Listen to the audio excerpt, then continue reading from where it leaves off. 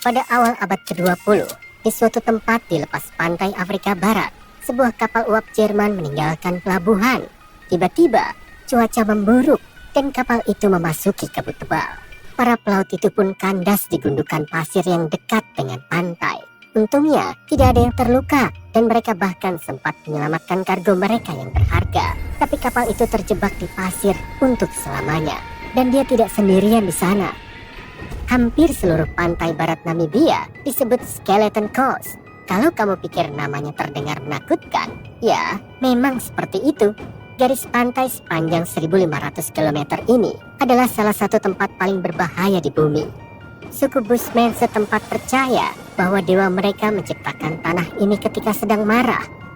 Bangsa Portugis adalah orang Eropa pertama yang menginjakan kaki di Namibia pada abad ke-15. Dan ya, mereka juga tidak menyukai Skeleton Coast.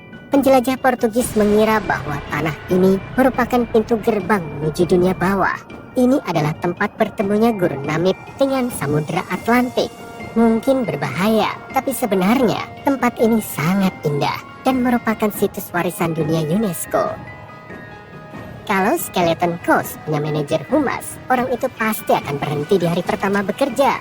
Daerah ini tidak terlalu ramah bagi turis karena kondisi geografis dan sejarahnya.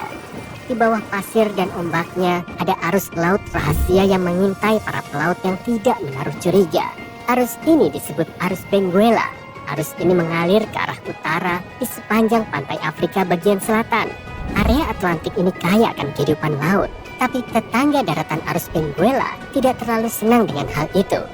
Iklim yang gersang ini menciptakan gurun Namib, salah satu daerah terkering di bumi. Dan kehidupan laut yang baru kesebut tadi, itu hiu. Ada 11 spesies tepatnya. Dan ya, hiu putih besar memutuskan untuk mampir sesekali. Sejauh ini, kita punya lanskap gurun, arus yang kuat, dan hiu. Jelas bukan tempat yang cocok untuk resort tepi pantai. Tapi kalau ada yang mendarat di Skeleton Coast, apa mereka akan tahu bahwa mereka dalam bahaya? Tenang, mereka pasti tahu. Pantai ini dipenuhi dengan bangkai kapal dengan berbagai ukuran dan bentuk. Kalau kamu ingat kapal Jerman yang kusebut di awal tadi, buritannya yang besar dan berkarat sekarang mencuat dari pasir gurun. Ada sekitar 500 bangkai kapal yang tersebar di sepanjang pantai. Dan kapal-kapal itu beragam, dari kapal-kapal Portugis yang berusia berabad-abad hingga kapal-kapal yang terdampar di sini pada abad ke-21. Sebuah kapal penangkap ikan modern bernama Zela India terlepas dari tali penariknya pada tahun 2008 dan berakhir di Skeleton Coast. Oke, kapal ini memang nggak lepas gitu aja. Ada bantuan dari elemen-elemen di sekitarnya, tapi lebih baik menjadi daya tarik wisata di pantai daripada hancur menjadi rongsokan. Kesanalah kapal pukat itu awalnya akan pergi. Sayang sekali.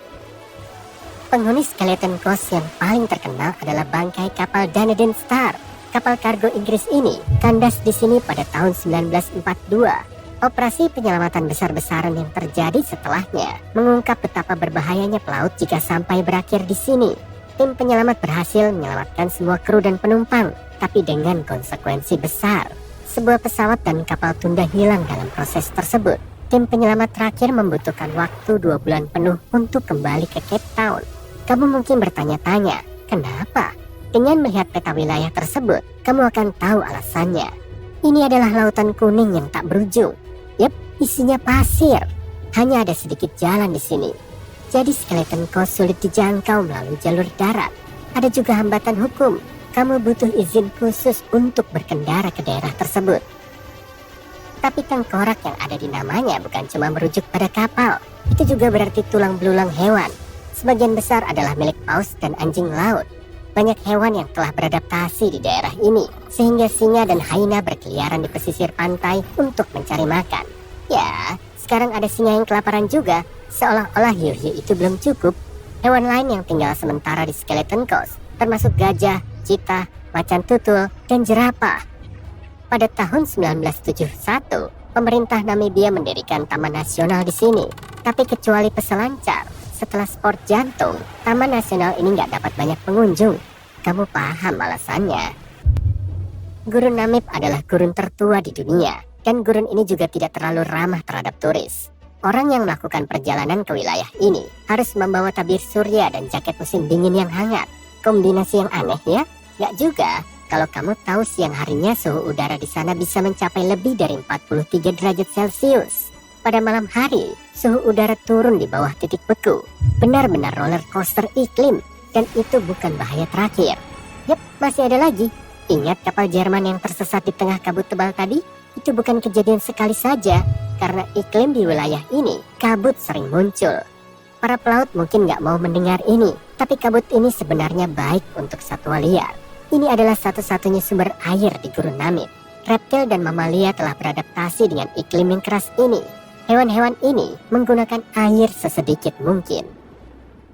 Pasir yang bergeser, kabut tebal, arus yang kuat, singa, dan hiu bukan hal yang bisa dimasukkan ke buku panduan wisata. Tapi Skeleton Coast bukan satu-satunya pantai di dunia yang gak akan jadi tujuan liburanmu.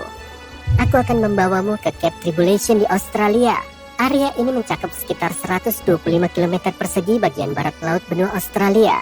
Daerah ini tidak kering seperti Skeleton Coast. Ini adalah bagian dari hutan hujan Daintree. Bisa dibilang di sini hutan hujan yang bertemu dengan lautan, bukan gurun pasir. Pantai di Cape Tribulation terlihat seperti di kartu pos. Tapi penampilan bisa menipu. Australia ya? Mungkin hiu? Bukan, buaya yang akan menghampirimu di sini kalau kamu memutuskan untuk berenang di laut. Ini adalah buaya air asin yang oleh penduduk setempat disebut salties. Julukan yang lucu untuk reptil yang berbahaya ini. Dan bukan cuma hewan itu, warga satwa liar di sini tampaknya nggak senang dengan para pengunjung. Dari bulan Oktober hingga Juni, perairan di sekitar Cape Tribulation penuh dengan ubur-ubur kotak. Racunnya bisa memengaruhi sistem kardiovaskular manusia. Kalau udah tersentuh ubur-ubur di laut, perenang tidak akan sempat untuk mencapai daratan guna mencari bantuan. Cuka membantu menetralisir sengatannya. Jadi, sebaiknya simpan botol cuka cadangan di kopermu. Buaya dan ubur-ubur memang terdengar berbahaya, tapi ada satu hewan lagi yang harus kamu awasi. Hewan itu adalah babi hutan. Mungkin terdengar lucu, tapi kamu gak akan ketawa kalau dikejar babi hutan di pantai. Ada 21 juta babi hutan yang hidup di Australia. Sebagian besarnya aktif di malam hari, jadi akan lebih berbahaya kalau menyerangmu. Pertahanan terbaik adalah berlari berputar-putar. Babi hutan gak bisa berbelok. Mungkin itulah sebabnya kita nggak lihat babi hutan berkarir sebagai pembalap. Cape Tribulation punya satu bahaya terakhir yang menunggumu. Dan itu bukan hewan. Di sini, bahkan pepohonan pun berkelompok melawan pengunjung. Pohon penyengat dinamakan demikian karena suatu alasan. Kalau kamu mencoba memetik salah satu beri merahnya yang indah, pohon ini akan melawan. Duri-durinya seperti pecahan kaca kecil. Efek yang kurang menyenangkan di kulit akan berlangsung selama sebulan. Lalu, ada juga semak white wild. Siapa yang menamainya seperti ini? Tanaman merambat ini punya duri-duri yang mencengkeram dan tidak bisa dilepaskan. Duri-duri ini sangat kuat, bahkan bisa merobohkan manusia dari atas kuda. Kamu harus menunggu seseorang datang dan menyelamatkanmu dari pencengkeram berduri ini. Kalau mau mencoret pantai Australia ini dari daftar liburanmu, tunggu dulu. Pariwisata sedang berkembang pesat di sini. Otoritas setempat telah membatasi akses ke semua zona berbahaya. Pengunjung bisa berenang di lubang air yang indah yang dikelilingi oleh tumbuhan rimbun. Bahkan ada tali untuk berayun. Nah, ini baru pantai yang bisa kamu kunjungi untuk bersantai.